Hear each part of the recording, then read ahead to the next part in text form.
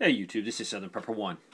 Today I'm going to talk about quarantine and having a procedure in place for your retreat group or your prepper group, your survival group, or even if you developed it into a community approach, it would be the ultimate thing to do.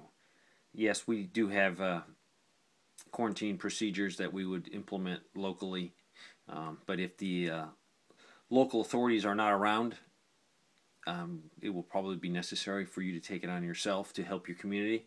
So let's talk about that. The main purpose of this is to try to write an SOP for prepper groups, be a chapter, so people will know what to do in case of a contagious disease is spreading across the United States. Now, if it's a raw situation and then you throw on some contagious diseases, it will make it a lot harder. So we're going to think worst case. So what we want to do is, let's say hypothetically you get to your retreat. You all get there within a very short period of time, and there is no threat at this time of a contagious disease. It could be an economic collapse. It could be any type of event. So we probably won't have to implement it. Now, 3 or 4 or 5 weeks into it, living conditions deteriorate, and then there's rumors of cholera, malaria, or whatever other diseases out there that could be spreading, either on purpose or it has just spread because of lack of hygiene. We're going to need to do something. We're going to have a plan in place. We also need to think about quarantine animals. If you have a healthy retreat or homestead and all of a sudden all your friends are going to bring their animals and you're mixing chickens and rabbits and one of them does have a problem, you could spread that. So you need to have a procedure for that, how to bring in extra livestock. This is important because without antibiotics to treat the animals or the humans, this could be catastrophic for our retreat. So everyone gets there at the retreat, so we don't have to decontaminate ourselves. We're good. There's no problems. As time goes on, or we hear of a threat, and new people come, maybe they had to travel across the United States, or they were just late getting to our retreat, or we're going to take in additional personnel that have a skill set that we're lacking in our retreat. So when they come, first thing we're going to do is we're going to put them into quarantine. This is just a safety precaution. First thing we're going to do is we're going to try to isolate them in a certain area.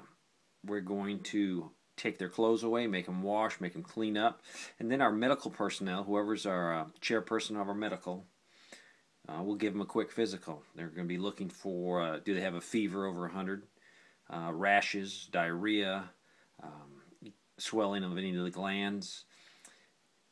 And as a medical personnel, they're going to tailor our SOP to look for certain things that could be vital on any type of contagious disease. So we're going to need some medical supplies. As you see in front of you, this is some of my isolation. Each bag has a complete kit from face to head covering to booties to a full gown. This will be important if medical people are going to monitor people.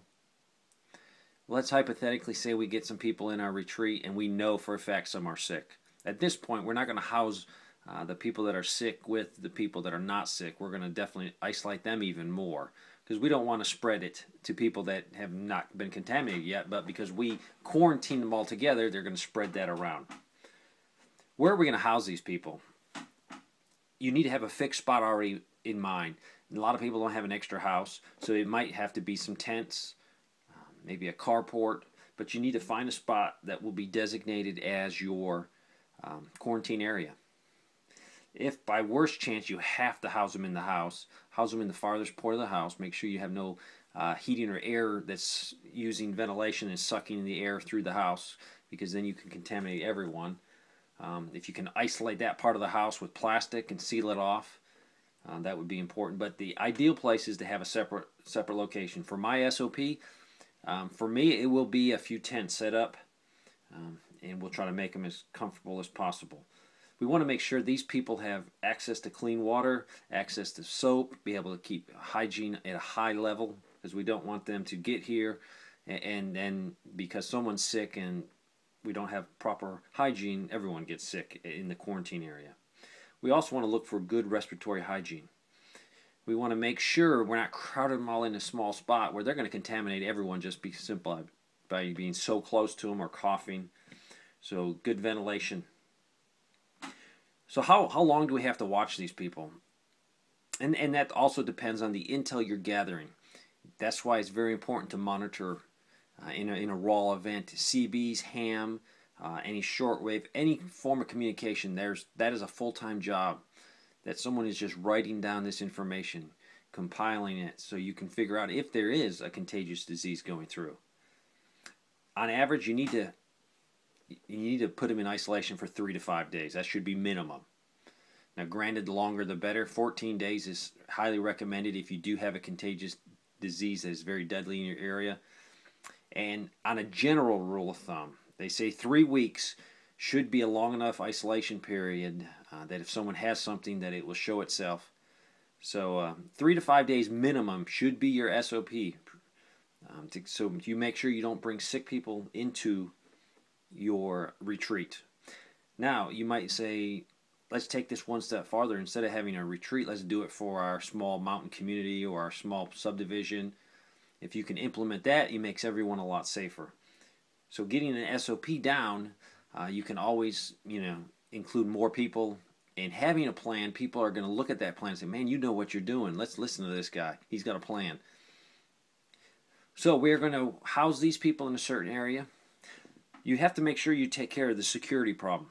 In a raw event, there might be a lot of security issues. So don't put them out so far out that you can't provide an overwatch or you can't protect them. Put them close enough that you can aid them. Make sure they know that they are not, in case of a hostile action, they're not to leave their quarantine area and come back to your secure location, because then you would contaminate them. You might have to have an option where they can fall back to another location and still keep separation between the people that are being isolated and you. These people, if they're trusted friends and families and loved ones, leave them with their firearms. Give them apart. Say, if we do take hostile actions against us, you have 3 positions over there, 3 small foxholes. You were to occupy those and defend the east side of this perimeter. So give them a part to do, because they might be healthy, they might not be contaminated, and this will help you with your security plan, and it will give them something to do. Also think about waste disposal for all these people in quarantine. You need to know where you're going to do with all the waste, how you're going to feed them. If you're going to take them food, try not to get anything back in return. If you can take them disposable items, or if they can wash them first before they return them to you, and then you can rewash them and sterilize them. The more you can do to safeguard the transmission from those people in isolation or quarantine to you, the better your group is going to be. So I'd love some input. I am writing my SOP for our group. I have it on paper. I'm trying to get a little bit more formalized. That way anyone can grab this thing and they can understand, hey, this is what we have to do if new people are coming into our group that could be potentially exposed. With not the availability of medical supplies and antibiotics and a great hospital system, those little small problems could turn into a huge problem for our retreat. So looking for your feedback. It'd be great to finalize an SOP for preppers for quarantine and isolation. Thanks for watching.